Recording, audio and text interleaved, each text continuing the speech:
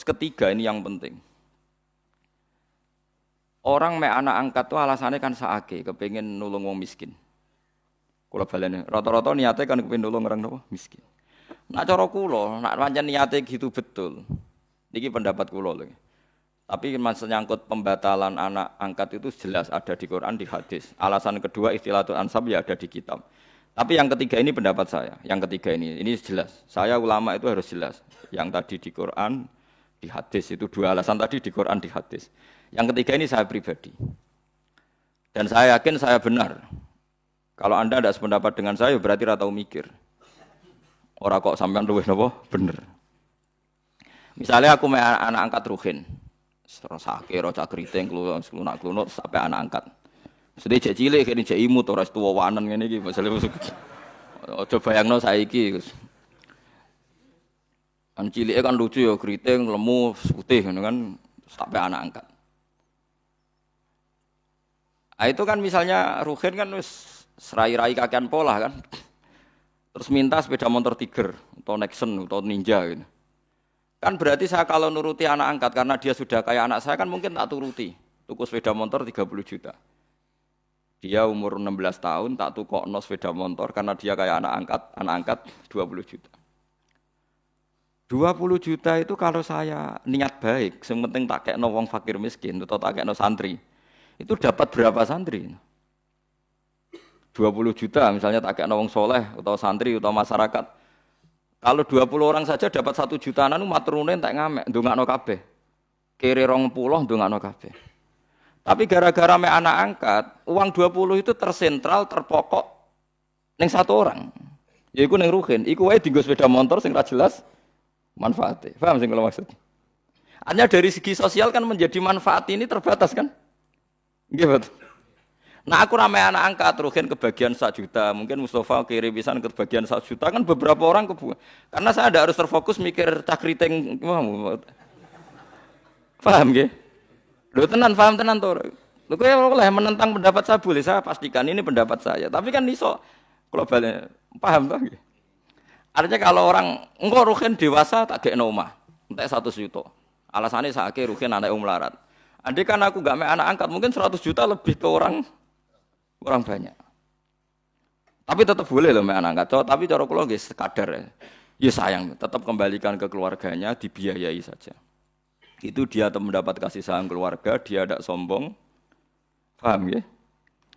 Lah soal ingin spesial ya spesial saja misalnya sama rantai anak. Nah, kecuali mungkin ada pengecualian darurat. Sampean enggak punya anak. Enggak punya anak, ada ponaan atau keluarga, kamu angkat, tapi nasabnya harus tetap ditulis. Saya ulang-ulang, nasabnya harus ditulis.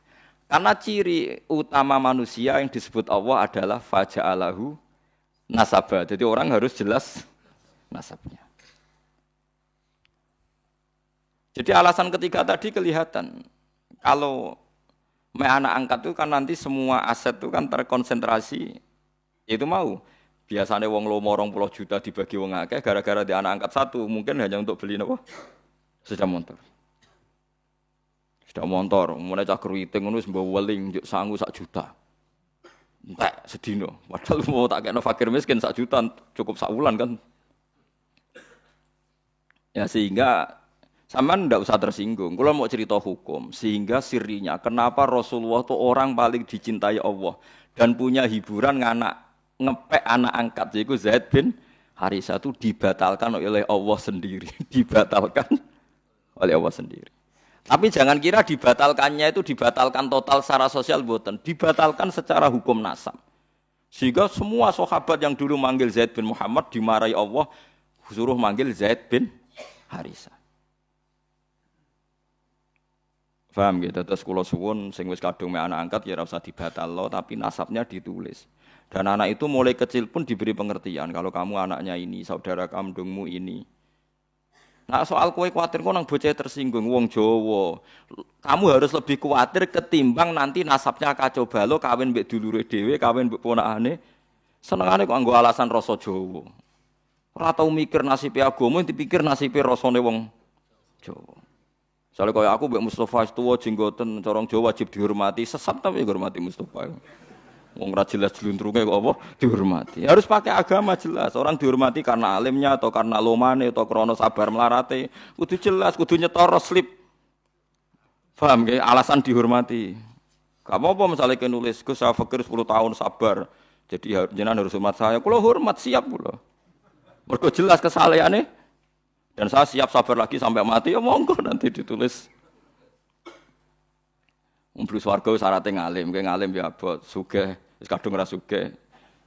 Paling mungkin ya melarat karena sudah kadung melarat. Itu syaratnya sabar. Sabar itu orang ngeluh.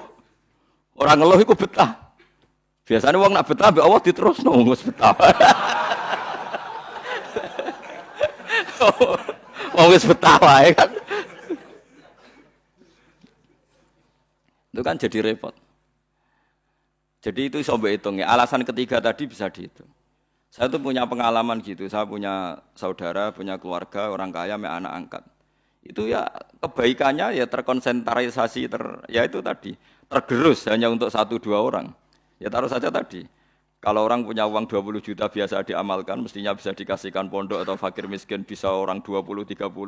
Gara-gara anak angkat mungkin seleranya selera yang fuduli, yang enggak prinsip, yang sekunder. Misalnya untuk beli apa? Sepeda motor. Langgon anak yang bowling kok rugen anak angkate. Sepeda motor di aksesoris. Aksesoris sepeda motor larang pisan. Sepeda larang ngegenge ning mall. Ngentekno donya tenan. Nah itu kenapa? Menurut saya kalau mau baik-baik saja. Terus saya teruskan. Tapi teori saya ini ya tidak selamanya benar karena itu tadi yang dibatalkan hanya nasabnya saja itu yang pasti benar.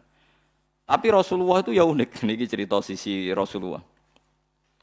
Rasulullah itu dia putu jenis Hasan Husain. Hasan itu ganteng. Enggak ada orang mirip Nabi kayak Hasan. Hasan bin Ali. Dia putrane Sayyidah Fatimah sing sugeng kan namung Hasan kalian apa? Husain. Sebetulnya punya adik namanya Muhassin tapi meninggal. Hasan itu ganteng kan. Ganteng, putih, ganteng putune Kanjeng Nabi. Terus Usamah itu sampean Rabi Zaid iku rabi untuk Ummu Aiman. Nggih Zaid itu rabi untuk sinten Ummu. Pakai Usamah Zaid bin Harisa. Terus gak ada anak namanya Usamah. Zaid itu dia anak jenis Usamah itu wireng. Njen turunane wong ireng. Niku Kanjeng Nabi sowan ngepol. Mergo anake anak angkate. Putu saka anak angkat. Dipangku mbek Kanjeng Nabi. Sampai sahabat itu cara sahabat itu wong Jawa nak ngenyek Nabi cah mangku gula kopi perkarane sitok putih. Sitok napa? Lah niku nak Usama umbelen. Meler itu, umbel ngerti umbel sampean. Cara kene apa? Umbel. Niku Sayyidah Aisyah kon nyisi ora gelem. Wes ora anake wireng. Umbelen deh. Sayyidah Aisyah kon nyisi ku. Mboten purun. Jijik cara Jawa. Sayyidah Aisyah wae anak wong sugih, perawan. Bojone Kanjeng Nabi kon nyisi cah ireng. Gak gelem. Niku di sisi Kanjeng Nabi dhewe. Sampai Aisyah iku iri. Tangan kowe man kena umbele Usamah malah tangannya Kanjeng Nabi akhirnya. Jadi artinya gini, jangan kira Nabi itu melarang anak angkat itu terus tidak sayang ya sayang, tapi jangan menggantikan nasab, jangan menggantikan nasab. Malah disebut Quran ud'uuhum li abaihim wa aqsatu indallahi fa illam ta'lamu abaahum fa ikhwanukum fid dini wa mawalikum. Ini diatur. Terus sekarang orang bangga ngambil anak angkat macam-macam. Nah, kita sebagai ulama harus ngomong ini duduk perkaranya karena orang itu punya nasab. Ya, nanti terjadi ikhtilatil apa? Ansab. Nasab itu 7 ya. Terus kedua ditambah nasab karena mertua. Tak dono hukumnya ya. Kalau nasab karena mertua itu 2 sisi. Haramnya mertua itu bimujarrodil akdi. Jadi misalnya saya nikah dengan istri saya. Sekali saya muni qabil tu nikah wa taswijah bil mahril mazkur, itu otomatis saya sudah boleh salaman sama mertua saya. Sudah jadi mahram. Mahram bil musyawarah. Namanya mahram bil musyawarah. Tapi kalau saya rabi ibunya, misalnya Ruhin ana rondo. Kasusnya kancane bapak nanti konco. Ini kisah nyata.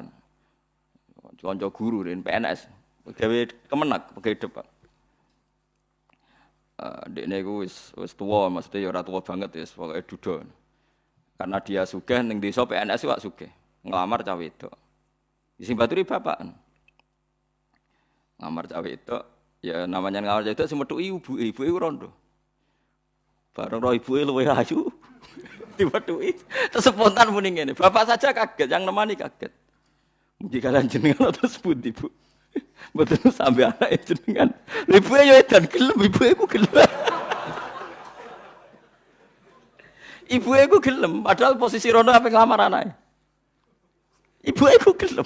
Jare bapakku ngedan. Bareng metu takoki bapak. Lho kowe piye sini-sini wong nglamar anake kontok ibuke. Wong iku kan kancane bapak. Ayu ibuke.